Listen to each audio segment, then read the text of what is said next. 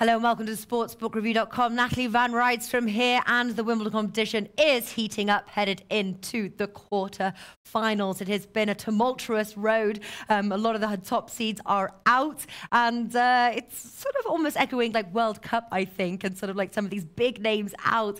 But listen, let's speak to our experts here and see if we've got some chances of making money into this tournament. Introducing Whale Kappa and Alex from Need for tips.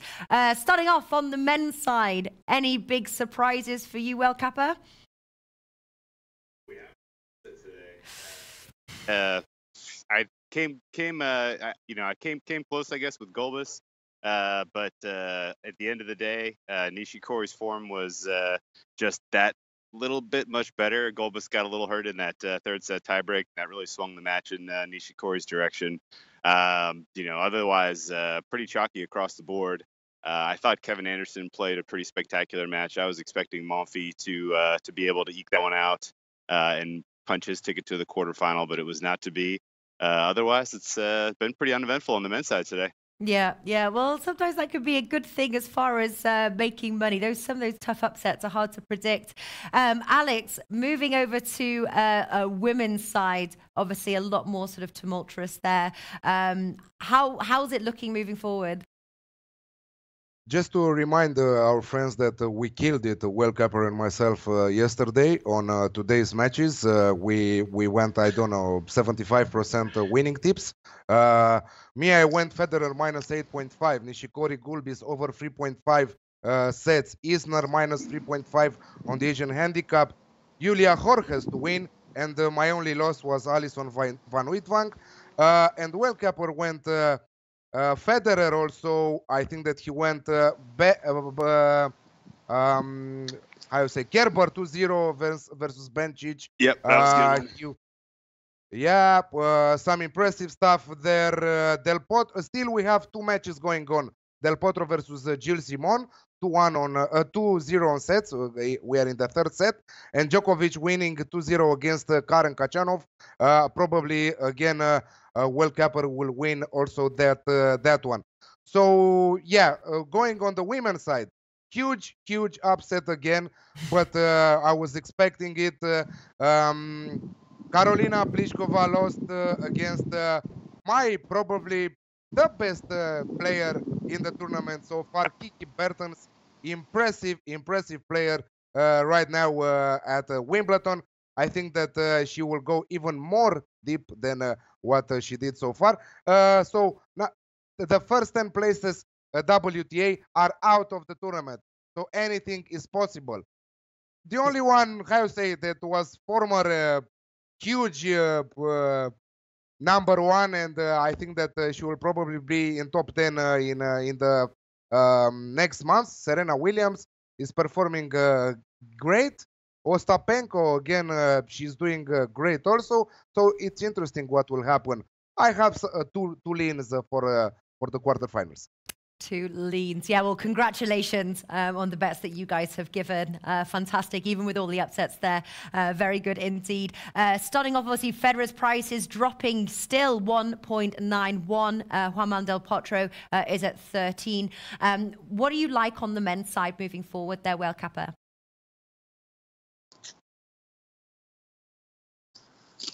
Can you hear me okay, Natalie? We can indeed. Okay, sorry about that. My connection's terrible again today. I apologize. Something about AT&T doesn't want me giving away winners, I think. The road for Federer here is just continues to be a dream here. I think he would have had a much more difficult time against an elite shot maker like Monfils than he will against a guy who's just really has one-dimensional. Needs his serves to go in at a really high rate in order to have a chance. I think he gets by Kevin Anderson relatively easily, 3-0 type of a match. Continues his streak of unbeaten versus or his set winning streak, which is coming up on Nadal's winning streak record that he set recently at Roland Garros. I think Nadal had 41 in a row, and if Federer can keep this string together, I wouldn't be surprised to see him meet or beat that. But his road to the finals looks pretty straightforward. I think I don't see any chance that Anderson, Raonic, or Isner give him much trouble. So there's probably still value in the number, to be honest. Yeah, He'll be a heavy favorite against no matter who he plays in that final. Yeah, I can imagine. Who do you think he will play in the final there, World Cupper?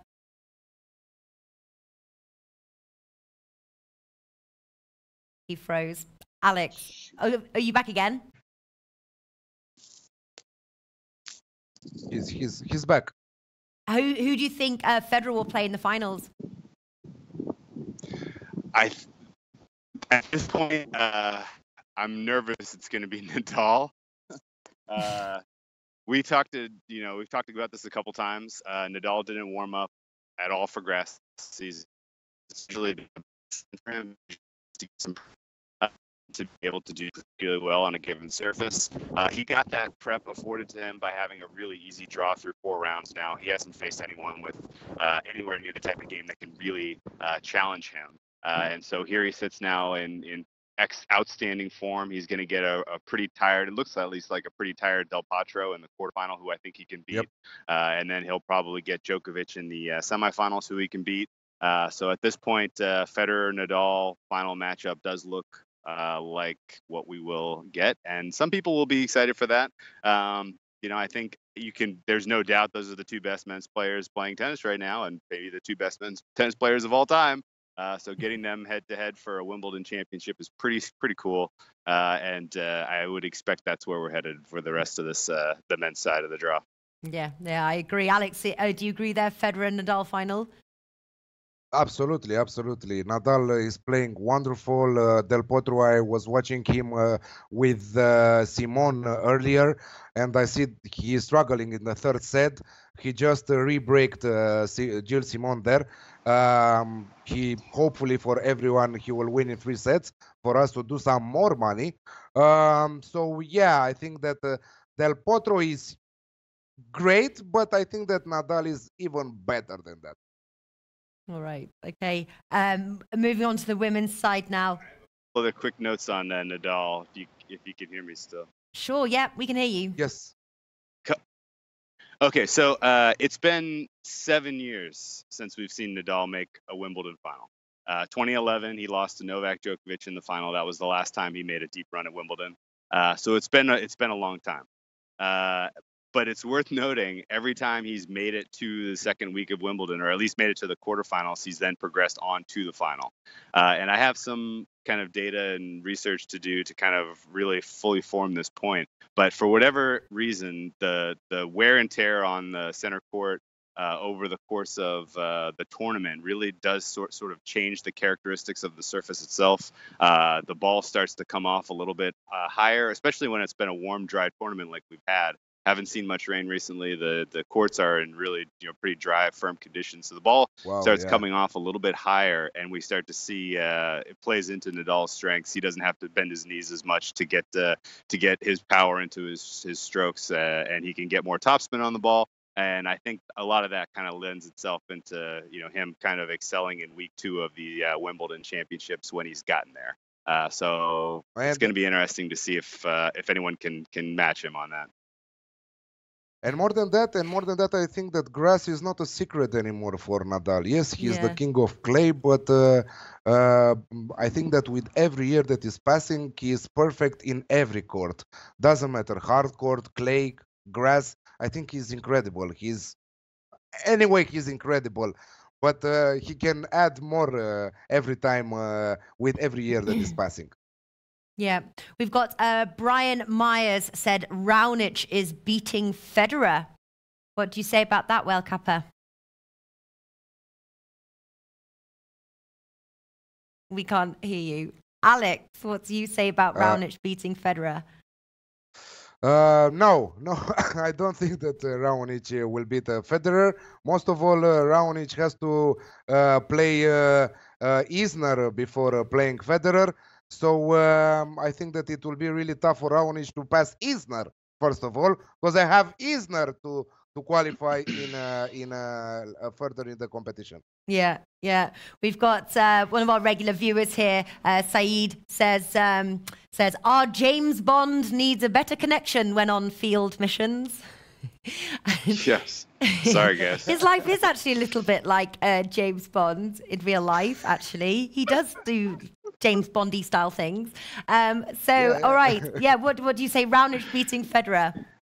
I don't like Raonic to get by Isner personally. Yeah. But Okay. it's a coin flip, that one for sure. But let's say he does, and he meets Federer in the semifinal. We remember 2 years ago, Raonic beat Federer in the semifinal, but they were both very different players at that time. Raonic was kind of coming into his best game. He wasn't really. It had been a while since he had been dealing with serious injuries. Federer was struggling to figure out how to rework his game so he could compete at this on the tour still. And now you kind of completely flip this script. And Federer, we saw Federer get revenge against Raonic last year in the semifinals, I believe. He thumped him, or maybe that might have been the quarterfinal. He thumped him in the quarterfinal. And I would expect a similar type of match to play out if they do meet up, where Federer can get by in 3-0 or 3-1 or something like that. Yeah. Akib says, agree with the crew, Isner to beat Raonic. All right, heading over to the women's side now. Obviously, Serena Williams, massive favourites there, 1.23 against Camila Gorgi, priced 5. Anybody got any bets for that one? No, not me. I'll take the first swing here. The fact that Gorgi is here is amazing. That said, she's got the type of game to give Serena Williams more of a challenge than any of the competitors Serena's faced to this point. I do think she can win a set, maybe win the first set, and at that point she'll look around and be like, "Holy smokes, I'm up a set on Serena," and I'm in the quarter, a set away from the semifinals of Wimbledon, and then Serena will kind of turn on the afterburners and put her away. But I looking across the women's board for the quarterfinals, I think we're going to see extremely competitive matches in all four tilts. Yeah. And so I would look for the opportunity for Serena 2-1. I think is a nice long shot at what, plus 300 or so. And just the match. If the match goes 3 sets, Serena's going to win 2-1. Yeah. And so I kind of, rather than backing Georgie to win a set, or rather than backing her on the money line or on the handicap or anything like that, I think Serena to win 2-1 is the right way to attack that one. Right. Yeah. And then Ostapenko, you've still got values there to play sort of Ostapenko on the outrights at 1.78, especially considering her good form. Alex, are you playing any of the outrights because 2 of the matches have actually got some good odds there. Are you playing either matches on the outrights? I'm playing 2 matches on the outrights, the only 2 matches. Kiki Bertens to beat Julia Jorges at evens right now. The odds are dropping, so be careful to bet as quick as possible if you like this one. And I'm going Ostapenko to beat Cibulkova at 1.73. Yeah, I like those 2 as well. What about you, Well Capra? Do you agree with those? Ostapenko Civi is a match that I'm staying away from. That whoever holds serve last wins that one, and I can't tell you that I see a specific advantage either way.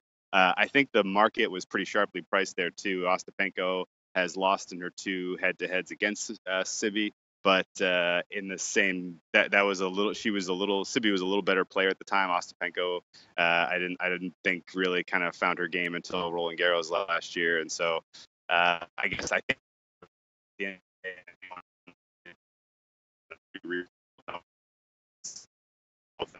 they're right. It's gonna be an ugly match, and it's gonna be heartache and heartburn written all over it, no matter who you pick. Right. Yeah, we lost you a little bit there, Well Capper, but I do think it is. I agree. It is going to be an ugly match there as well. What are your women's tennis tips, Well Capper? So in the I like Bertens. I can't believe that she's figured out this form on grass, and I'm surprised that they're still hanging her as an underdog against Gerges. Gerges has played a great tournament, and it's fine that that she's at this level. She's that level of a player. But Bertens really has got the mojo right now. I couldn't believe she beat Pliskova this morning. That was a total shock. Pliskova down in flames again. You know, Burton's got she's gotten some serious wins. She's gotten some scalps at Wimbledon to this point, and I think she's got a semifinal ticket and should be a good matchup between Burton's and Serena Williams in the semifinals. As far as the fourth tilt goes, Angelique Kerber, very impressive. I was pretty nerve-wracking. She got the 2-0 win against Bencic, which I was on, and that was very that felt a little closer than it should have been because she was up a break in that second set and gave it back, and then she was down and looked like she was going to concede there a set. But she's got fight in her. She's got some magic going on right now. I think she gets by Kasatkina, but the way that these two have played through the years, very competitive matches, all of them. I could see this one going 3 sets as well. Kasatkina putting up a good fight here, but Kerber advancing 2-1. All right, wonderful stuff. If I had to make one bet on that one, I would bet that one. I would bet over 2.5 sets at about plus 150 right now. All right, cool stuff. All right, to wrap up the video, if you could just quickly recap, Whale Kappa, your bets on the men's and women's side, please. So I'm going to take Federer 3-0 against Kevin Anderson. I'm going to back Isner probably on the money line, although I need to do a little bit more research on that one. And then on the women's side, I think Nadal. I think I have a pretty substantial ticket on Del Potro to win it all. I'm almost certainly going to hedge that by taking out Nadal in that head-to-head there. Djokovic, I think, gets through relatively easily against Kei Nishikori. He's got an outstanding head-to-head against him. So if you wanted to back Djokovic 3-0 or pair that with a Nadal money line, something like that makes a ton of sense in terms of getting a better price at the end of the day. 3-0. And that's how I'll be approaching the men's quarterfinals. On the women's side, I like the Kerber over 2.5 sets at plus money, and then Serena 2-1, and then the Kiki Burton.